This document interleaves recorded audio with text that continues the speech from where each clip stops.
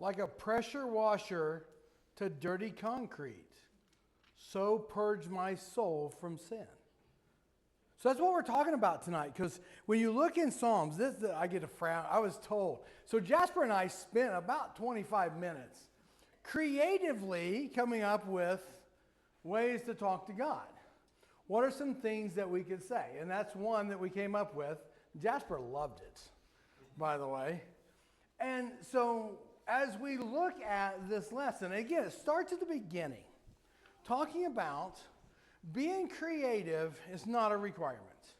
There is nothing in Scripture that says we have to be creative when we talk to God. We could just be plain and normal and say things the way we say it. But this lesson explores the creativity of the psalmists and the way they said some things and the way they poured their heart out to God and how they did this and possibly why they did this. So that's what we're going to talk about tonight. We're going to talk about, can we be creative? Should we be creative? Why are we not, if we're not? What makes us uncomfortable with it, if anything? And were they any different than us? So, any initial thoughts before we dive in? Fantastic. So start talking about speechlessness. I don't understand this. I am very seldom without words. I got something to say about everything. Zach and I spent some time together today, and we were talking about something. He's like, you got an opinion about everything, don't you? I said, yes, I do. So speechlessness is not a big problem with mine. Now, how many of us have ever just said the phrase, I got nothing? I mean, have we ever been there? I got nothing. You know, and sometimes it may be someone asks you a question. You know, sometimes my wife might come, why did you do that? And it's like, I got nothing. I don't know why I did that. So how does speechlessness affect our prayer life? Because it leaves you, at least for me anyway, it leaves you struggling to communicate. Okay. I think sometimes, I don't know if this is true for anybody else, but I think sometimes for me too, like, you know what you're wanting to say, but you struggle to know how to say it. I think that could be another way of putting that too. Okay. And that's kind of what they talk about here. Do we ever get to a point in our prayer life to God that's just, I don't know how to say this. I don't know how to ask this. I don't know how to express this. You know, how often is that a problem or a challenge? Is that something that is frequent in our prayer lives? Is that, and again, you don't have to answer out loud because again, that may embarrass you, but just, think about that. Is this something that we struggle with? That we come before God and we're like, I just don't know how to say this. So what are some comforts that we can have if we get to that scenario? We find it where we don't know what to say. What are some comforts that we can lean on? Well, the verse that I think of off the top of my head is Romans 8:26, where it talks about the Spirit interceding with groanings too deep for words. Mm-hmm. So there's nothing being said there. Right. Yeah, 100%. I mean, I thought of that too. When we don't know what to say, we have a mediator that goes between us and God that can help convey our thoughts. What are some other things? Yes, Chet. God's all-knowing.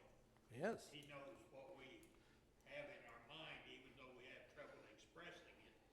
But He knows what we need to ask for and make that go between. Mm-hmm.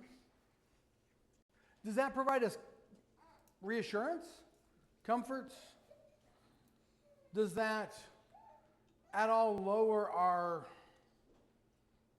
I don't want to say accountability or requirement? Does that lower our?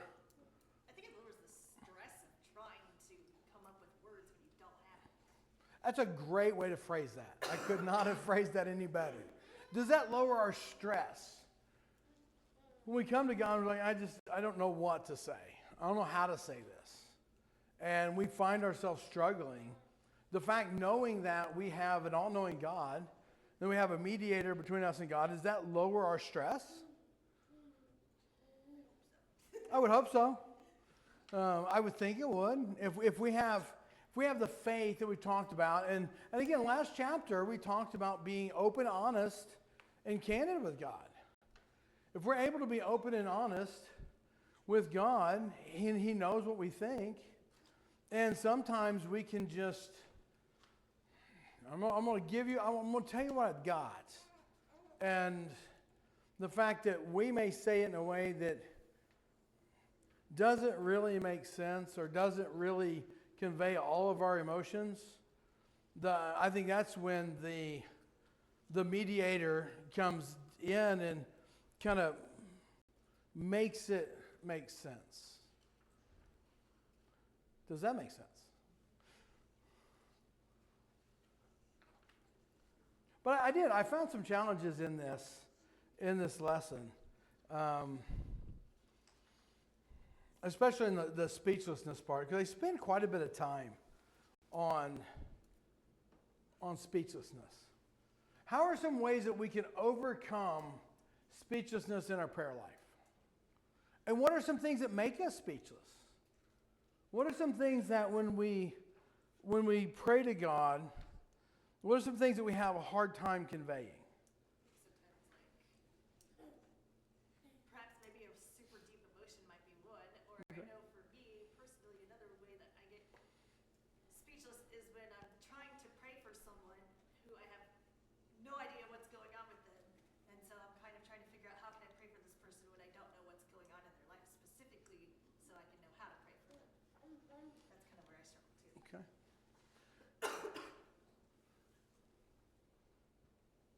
Yes, Ethan. Yeah, like Samantha, sometimes I don't even really know what I'm feeling, so I don't know how to put words to that. And sometimes I know what I'm feeling, but I don't know what to ask for. Like, what should I be looking for in this situation? I don't know. Yeah, those are both great examples. I want to talk about the one Samantha brought up.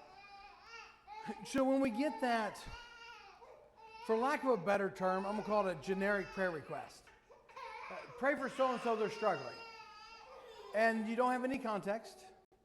And we necessarily don't have to have all the answers and all the context. But how do we then at that point, how do we approach that with God?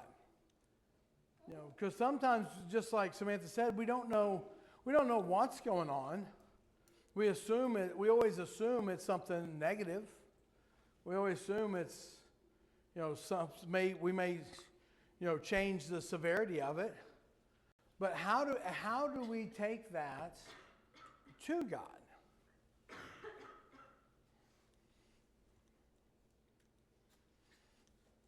And what are some ways that we overcome speechlessness?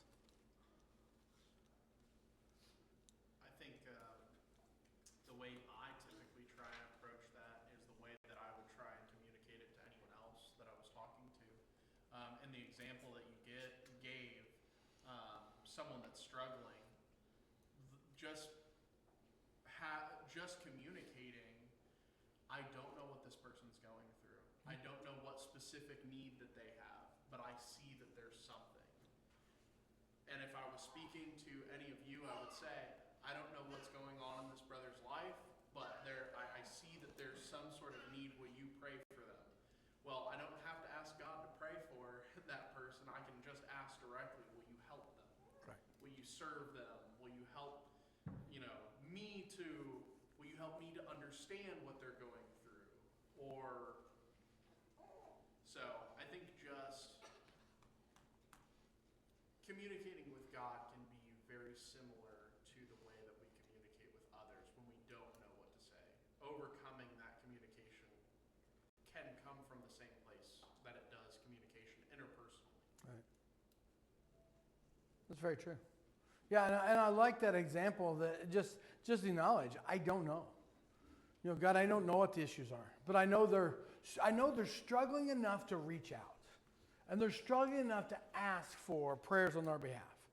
And so just being very, again, back to the last chapter, being very open and honest. God, you know I don't know. You know I don't know what's going on. But this was asked, and so I want to make sure that I do my part. A fantastic point. Yes, Ethan. Sometimes if I'm feeling speechless, I will just use verbatim something from a psalm that seems to click or to fit. And that has been a really big help for me because I feel like I'm not super creative in that way. And so going through the psalms, I have that example or that guide there. And so sometimes I'll just say exactly what they say. Feel free to use the pressure washer one. I don't know if I will. That's fine, but feel free to. I mean, you can write it down if you want. That'd be fine. Yes, Andrew. It seemed like one of the tools that the psalmists used was just kind of walking through the story of what was happening to them.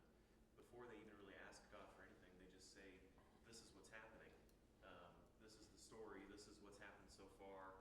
It's just laying out the facts of what it is. And sometimes doing that first. Sometimes we're hesitant to jump into prayer because we think, well, I don't know what to ask for yet, or I don't know what the conclusion of the prayer should be yet. But maybe setting up those intro thoughts and just laying out the facts, even though God knows them, helps us to read through it better.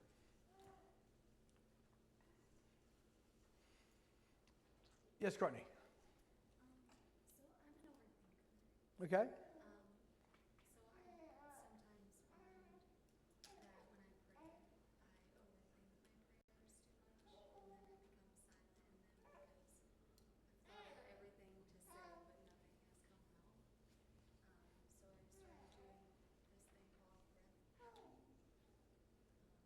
And you just breathe in, you say good things, and then when you breathe out, you say things that don't, or that you need to consider.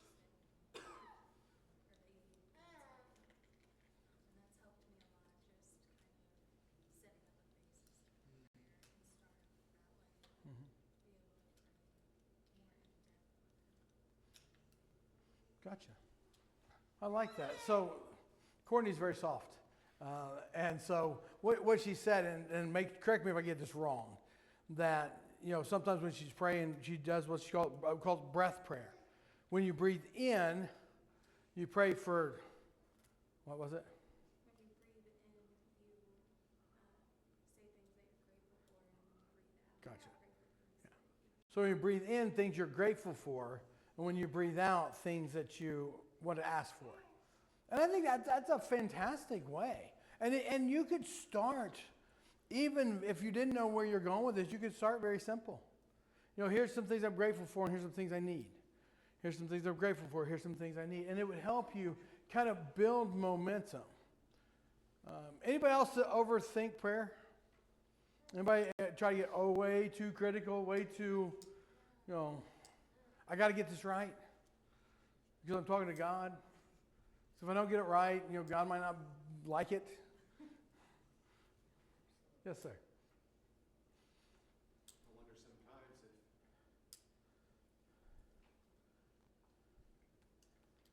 all of our prayers don't sound like what little babies cry. And so God's filling in the words. And when you hear the baby cry, you go, diaper, hungry, attention, the car seat put down. But God knows how to do that.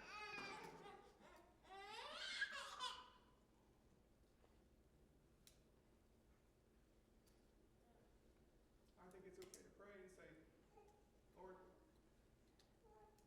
it hurts and I don't know why.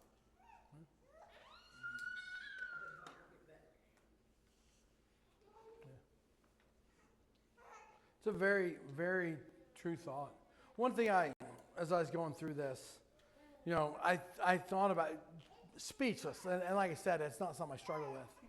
But when you think about deep grief, deep loss, and I've been very fortunate, I've not really experienced a lot of that. And, when Liz was going through a lot of her stuff, I was just mad.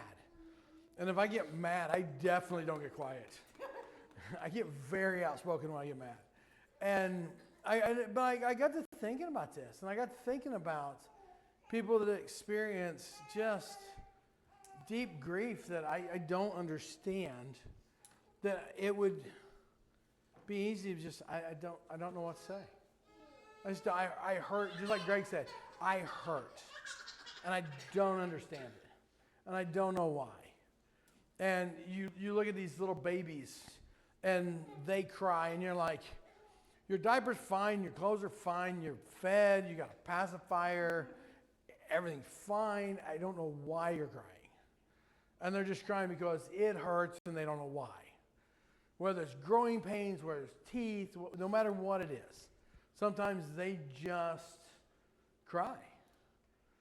And they're crying out because they want something. And sometimes we can approach God that way. And the psalmists talk about that a lot. You know, I cried out to God.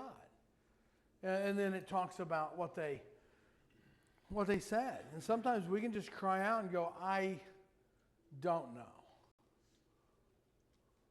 But I know you know, and that you can help. So I think I was kind of intrigued by this whole speechlessness in prayer. And coming before God, and how do we help that?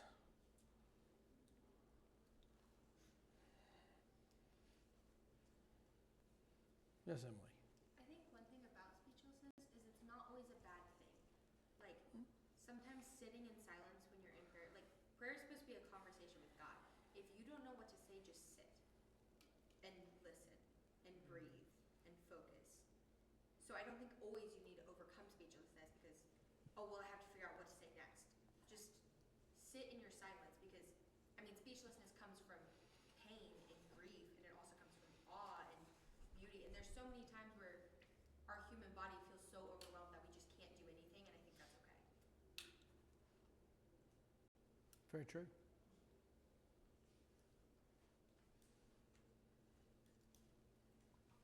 Yes, sir. Going off that and what Greg had mentioned, you know, going back to the whole baby thing. Sometimes they don't know what's wrong, but they need comfort. They seek comfort. We do this. We kind of discussed. We do the same thing, and then tying that to what Emily said. Sometimes that sitting in silence allows you to feel that God is there. Something I think she was getting at, just didn't clarify. I believe in the presence of God, that when you take some time and understand the closeness of a relationship with Him and that He's there, and you don't have anything to say and you're just seeking His comfort, and you sit in that presence and understand that He is there helping you through things, I think that is kind of what she was getting on with, you know, sometimes it's okay to just sit there. And my overall point is the presence of God can really comfort us in times where we really don't know what to say.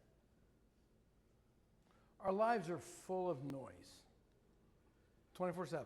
I mean, it's noise, noise, noise. You know, if you even sit here, you hear cars, you hear clocks ticking, you hear wires humming. There's noise everywhere. And sometimes if you get to a place of quiet, sometimes it's very refreshing to just, wow, it's quiet. And sometimes that's a very spiritual time. That you're just like, wow, this is amazing. It's quiet.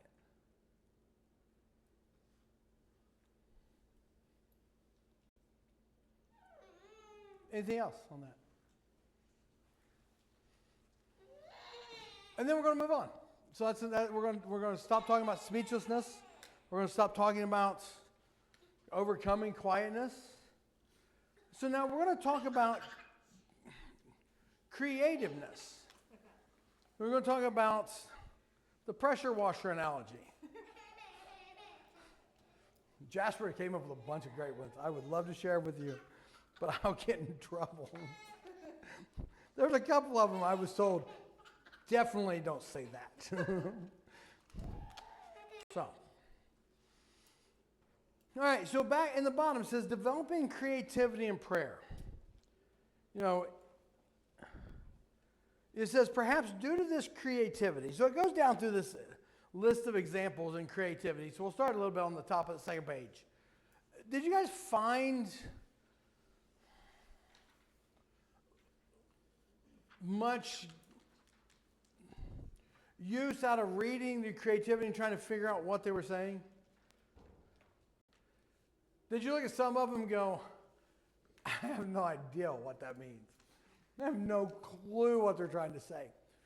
Why is that? Why can we read this stuff and we have a hard time figuring out what they mean? I think there's a few really logical reasons. Well, Why? I mean, we're not going through what they did, so Okay. We don't feel their emotion. So we can interpret their emotion, but we don't understand their true emotion. Okay, so what other reasons might we read these and have a hard time going, what are they even talking about? Or am I the only one that reads this and goes, why are they talking? I don't understand that. What does that even mean? Yes, Ethan. Well, we're reading poetry that was written in a different language. Yep. So sometimes their word pictures don't come through very clearly for us. Now, it could be lost a little bit in translation. You know, the closest thing that they came up with in the English language in our culture is this. So maybe it doesn't translate well. And on that same line, it fits their culture. It fits their life. That's not the life that we live. We don't live the life that the psalmist lived. And so their word pictures, their descriptions don't fit with us. So if we went back to the psalmist and we used the pressure washer analogy, they're going to look at us like, that don't even make sense. What do you mean pressure washer and dirty concrete? What is this concrete you speak of? That doesn't fit they don't understand that. And so I think some of it's the same with us. This is poetry in their culture, in a different language. So sometimes it's hard for us to comprehend. Yes, Margaret? But sometimes, like the 23rd Psalm, you have a picture of a sheep and the shepherd Yep. taking care of it and taking care of all his wants in that very first verse. Yep. That one is easy to explain. Not a lot of the others are so much. But, Right. but doesn't that give you a picture when you think? And so many times we have the example of the shepherd. Mm-hmm. And how he takes care of us. And I just like the idea, the Lord is my shepherd, I shall not want. In other words, he's going to take care of my needs. So that one is a word picture that I can Right. relate to. But some of the others, I mean, they're obviously you see his strength, his love. You have a picture the picture of the dog barking. I just get that as a person being harassed on all sides. Right. But and that's how I would think if there was a dog barking continually, that would be harassing me. But sometimes even if I can understand the word picture, I don't understand the purpose of it. Right. So I did struggle with those. Yeah, we could interpret what I think that word picture means. I mean, the Psalm 51, 2 and 7 through 12. I just put a question mark. I don't know.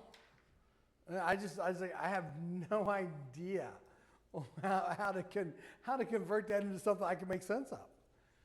I don't get it. If somebody came up with something, I'd love to hear it. But that was one that just stumped me. which one is it that you had problems with? Psalm 51. Psalm 51? Yeah. I looked at each one of them and I can't remember because I didn't write it down in the book. Right. I just read the scriptures. But I didn't have problems with what they were saying. I don't know where you're coming from. Well, that's fine. I may be way off base, Audra. You know what being whiter than snow is? Or I like the phrase blotting out. You think about just absorbing your sin. So there were some things in it that were pretty difficult, but others you could they're things that Well, and I think verse 7, purge me with hyssop. That's one of the questions later. That said, what does purge me with hyssop mean? Well, it's like, what do you say? It's power washing the concrete. Power washing the concrete. Yeah, cause I did look that up. I did look that up, what that meant. I looked up hyssop and it just said it was a plant with blue flowers. Yeah. Used in ritual cleansing. That's what when I looked up, that's what I found too. And so when you look at this creative stuff,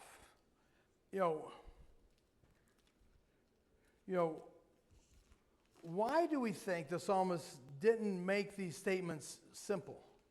Why did they use poetry and figurative language and picture words? Yes. So I see a common thread in all of these, even though the pictures are very different. I think the psalmist in every single one of these is using human senses and turning our expressions to God into the language of our senses and the way that we experience the world, the way that God made us to experience the world. So in Psalm 51, I had pictures of washing water, and you think of the sound of water, the coolness, the coldness of water, the feel of water, seeing the shine or the reflection once something has been cleaned.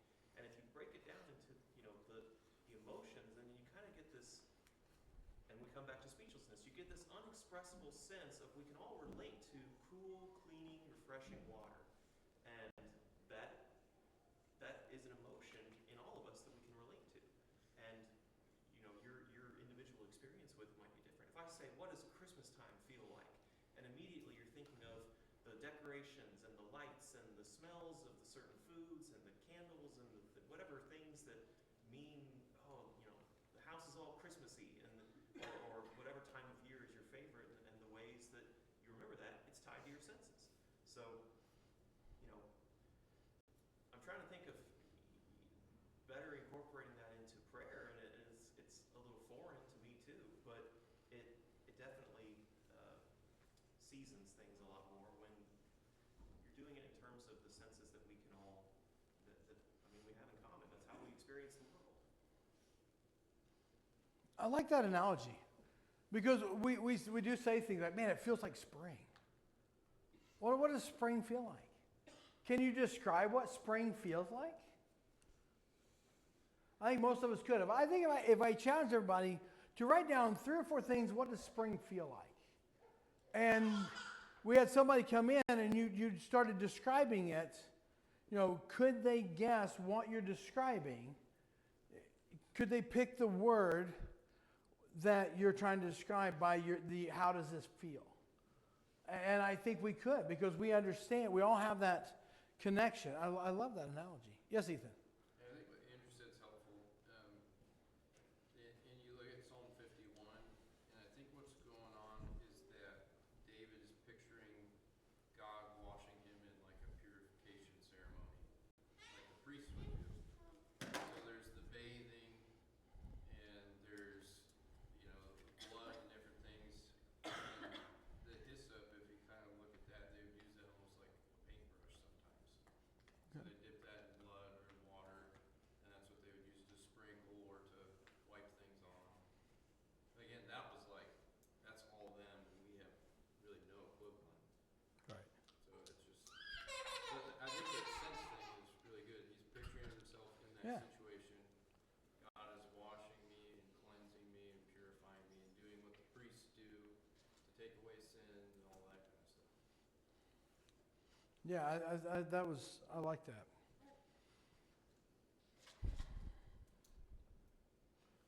And also deepens their bond too with God. So like Psalm 18, when it says, he said, "Dear God, thanks for always being there for me," or "Dear God, thanks for always being my rock." Mhm. That's more powerful than just thanks for being there. So that Right. makes their bond, their relationship deeper. It's a great transition into what the rest of this chapter talks about. First of all, should we be more creative? Would it be beneficial to be more creative? And is there a point that becomes a distraction? One of the points I did like in this, and it warns, is when you're in leading prayer in a public assembly, be careful to not be overly creative. I honestly believe if somebody got up and prayed to cleanse us like a pressure washer cleans concrete, it's really probably not the most appropriate place to use that analogy. It would lead to distraction. And so we have to be very mindful of our prayer life. But would it be okay if we use that analogy in our private prayer life? I mean, if you really love a pressure washer and clean concrete, and you can really see the difference that makes, and that's something that meant something to you, I think it would be an analogy that would make sense for you. Again, I love a pressure washer and clean concrete. I do. That is one of my favorite things. Yes? Well, God knows you well enough that He understands that's you. And so I don't think He would take offense to that, again, in that personal situation, having that conversation between the two of you. Goes back to a comment that was made online on Sunday. When I went back there to shut everything down, I saw a couple of comments. And one of the comments was, a sincere prayer will not offend God. I think that was the comment. And I was like, that's a very profound statement. A sincere prayer, no matter what the words you say are, will not offend God because He knows your heart. You could use an analogy that makes no sense. You could come up with an analogy that was not even earthly possible. But if it was sincere, then God would appreciate it. Back to kids. How many times do you see a toddler and a kid come up with something that is absurd? You know, the games that they'll play, the things that they imagine, the things that they say, the things that they want to do in the realm of logic don't make sense. But man, you love that because it shows their creativity, it shows their joy, it shows their imagination, and it warms your soul. And I think we can find the same thing in God. That if we look at our prayer life and we say, you know what, I can be more creative. Even if it's as simple as saying, thank you for protecting me, but thank you for being my rock. Just something simple. I think would make a big difference. I saw a hand. Is Emily? I was gonna say, kind of back to the whole like toddlers being creative thing. Also, God like is your parent. So have you ever seen like a 3-year-old run up to someone and their parents say something and you're like, what did they just say? Like that was not English, but the parent knows exactly what they mean. And I think that's along the same point. Just be vulnerable with God and say what you mean, and He'll get it. No, because he understands the thoughts behind it. Alicia and Elizabeth growing up, they would mumble something, they'd laugh and run off together. And we're like, I have no idea what they said. But they sure knew. They sure knew where they were going. They knew exactly what they were doing. They understood themselves. The same way God understands us. So does it scare... Yes, Alicia. I just had a comment about like the creativity. So I'm sorry, I feel weird sitting down. So when we were younger and Mom would teach us at school, we would like say prayers. And Mom told us that we were allowed to say please and thank you once in the prayer. And please is an easy one to find a different word for, but thank you was really hard. And so we'd have to come up with different ways to thank God for things. And it just grew the creativity of like what words we used for God, to be grateful and to be appreciative. And it really stuck with me, like as we were talking about this tonight and going through this lesson, because it just changed how I thought about praying, because it made me think about how, and she told us that God would get bored of us using the same words. And it makes me feel like it feels so much more genuine to be creative in your prayers, because you aren't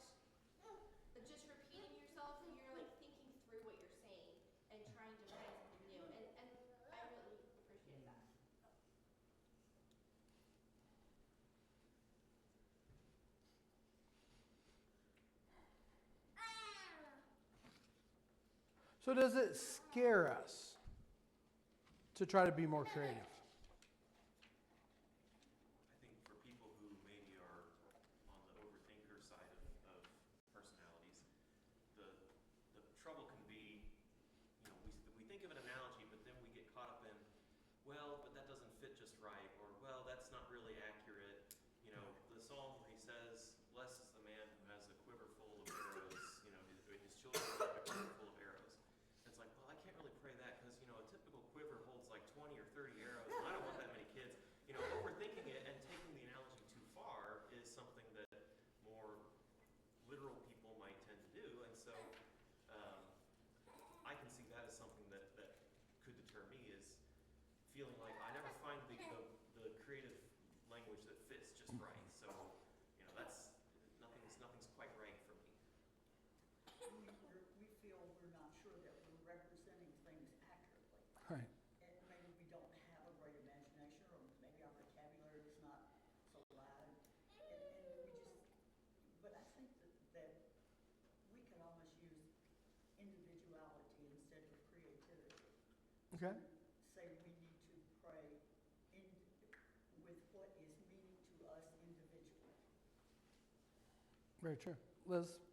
Kind of going off what Margaret said, I think we can be scared to bring God into different aspects of our life. And so the psalmist prayed about being a shepherd because that was his job, and that's what he did, day in, day out. But when I think of praying to God about being an office manager, like that seems really weird. But there's lessons you can talk to God. There's words and there's phrases and there's experiences you can talk to God about your job that can help you connect. And we have to remember that what we do in our life, God understands that, and he understands where we're coming from. And so just making sure that we take the individual and every aspect of our life and integrate that into our prayers. Yeah, did the psalmist pray about being a shepherd because being a shepherd was something special? Watching over sheep? I mean, they were just animals. But he when praying for that, I mean, it has a great analogy to the 21st century church. But if you take it literally, did that occupation need special prayer? It was just something they were familiar with. Yeah. And so an analogy, you could directly relate it to God taking care of you the way the shepherd took care of the sheep, because that's something they did in that time. So we can take what we do on a routine basis and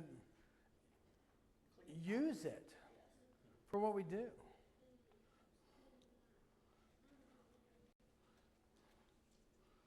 Yes, Andrew. So I thought of this example from my life, our life. When I married Addie, she likes to paint, and I don't like to paint, or I didn't before. And I learned this because I was always too afraid to just put paint on the canvas. I had to, I got to sketch it all out first, and I've got to plan it all out first. And when we were prepping Ezra's nursery, Addie wanted to paint a mural on the wall, and she just started putting paint on the wall, and it freaked me out. I gotta leave the room. I can't even be in here while you're doing this, because it was so foreign to me. It's like, just start doing it and just start making the pictures happen. And so, that's I'm more of a draftsman than an artist, oftentimes, and so I want to make sure that it's correct and accurate. And one only needs to look through an art museum and walk around and realize the ways that people can express unspeakable emotions through visual media or through music media, all different forms of human art where we try to do this same thing. It doesn't have to look like the thing that you're communicating to someone else for it to still have a lot of meaning. And that was a question earlier in this lesson that I answered that way. It was like, what are other realms where we find ourselves speechless? And I just thought, it's art. All of it is some form of expressing an emotion. So there's so many analogies in there you could put in your prayer life. about paint on a wall and trust in product and, the joy of a balanced checkbook and the satisfaction in a positive profit and loss statement. I mean, you could put so many. You could take things in your life, and this I want to leave you. I want to challenge you to go into your life and say, what are some normal things in my life? Just list some things that are just in your life, and what are some creative ways you could put that into your prayer life? Whether you're an office manager, whether you answer the phone, whether you help people find housing, whether you're in the nursing field. I don't know how you can put politics in prayer life, but you need prayer to be in the politician life. But what can you do? I just about was ambushed. Especially, I don't even know how to say it. If you stay at home and work inside the home, how can you take the things that you do on a daily basis and put it creatively in your prayer life? And some of the ways you can do that is just write it down. Would it be acceptable if you want to add some creativity to script some stuff out? Just script out. Here's some things I'm thinking, and then read them out loud. Read them to somebody. Because the way to get better at this is to start small, and then you can become more creative if that's something you desire. Because again, it ends the same way it starts. This is not a requirement of a proper prayer life to God. God never once says, if you are not flowery, entertaining, and downright sincere and funny, I will not listen to you. Because God hears the prayer of a righteous, sincere person. You don't have to be flowery. So, thank you for your participation. It's been a lot of fun. I've enjoyed these two classes. Kind of wish we'd had the other one that we got short a little bit, but I appreciate it. And you guys get Josh Bunch on Sunday.